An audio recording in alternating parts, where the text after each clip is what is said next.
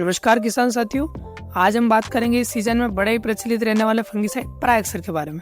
सारी बातें करेंगे हम इसके बारे में।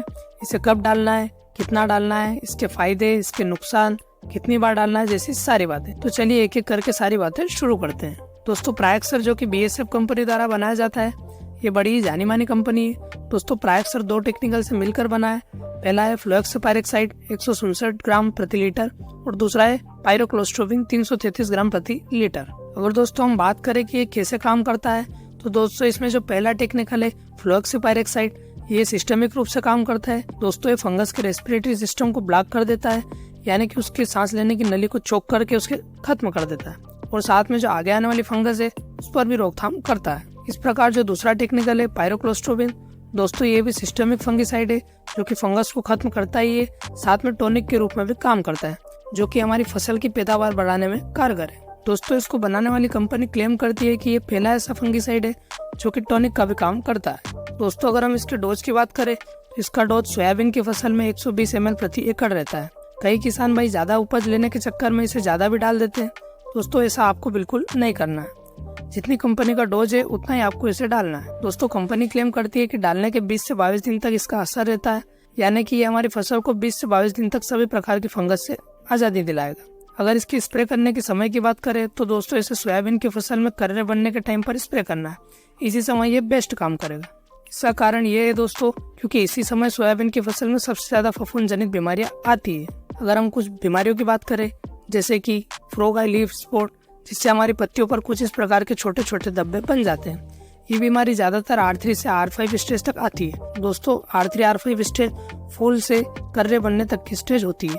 इसमें हमारे फूल बनने की शुरुआत से लेकर फलियां भराने तक की स्टेज को R3 से R5 स्टेज बोलते हैं। दोस्तों, दूसरी बीमारी एंथ्रेक्नोज, जिसमें हमारी फसल का जो तना है वो कुछ इस प्रकार दिखाई पड़ता है। दोस्तों, ये बीमारी भी ज्यादातर R3 से R5 स्टेज में आती है। दोस्तों, ये बीमारी न सिर्फ तना बल्कि पौधे की पत्तियां और फलों को भी डैमेज करती है। इस बीमारी के कारण कई बार किसान भाइयों को पूरे प्लांट बैठ जाते हैं। इसी के साथ साथ दोस्तों डाउनी मिल्ड्यू, जिसमें सोयाबीन पर पीले धब्बे बन जाते हैं, और पाउडरी मिल्ड्यू, जिसमें सोयाबीन के पत्ते सफेद सफेद दिखाई देते हैं।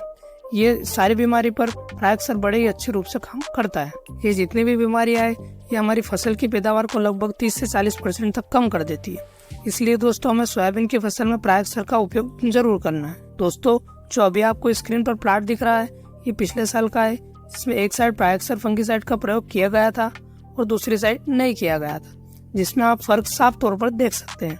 दोस्तों, जिस साइड किया गया था वो साइड काफी हरी भरी है और जिसमें नहीं किया गया था उसमें पीलापन है। दोस्तों, इसका कारण है कि ये फंगिसाइड जो पकने की उम्र है उसको खींच देता है, यानी कि पकने की उम्र को थोड़ा आगे बढ़ा देता है। दोस्तों, इसी के कारण कई किसान भाइयों को एक समस्या आती है। वो समस्या ये है कि कटाई के वक्त फली तो पक जाती है मगर डंठल हरा भरा रह जाता है और फिर निकालने में बड़ी समस्या आती है। दोस्तों, इसका एक बड़ा कारण ये भी है कि कई किसान भाई इसे एक से ज्यादा बार देते हैं। दोस्तों, याद रखें, इसे हमें एक ही बार देना है, सिर्फ कर्रे बनने के समय।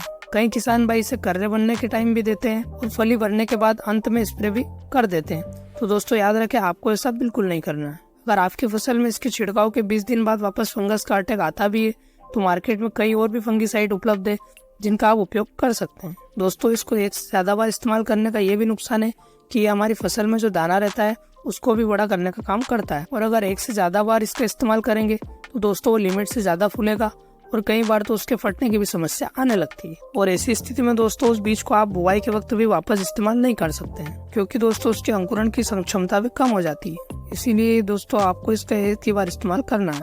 दोस्तों, अगर आपको भी हमारी ये जानकारी अच्छी लगी तो वीडियो को लाइक करें और ऐसी ही किसानी जानकारी पाने के लिए चैनल को सब्सक्राइब करके बेल आइकन दबाना ना भूलें।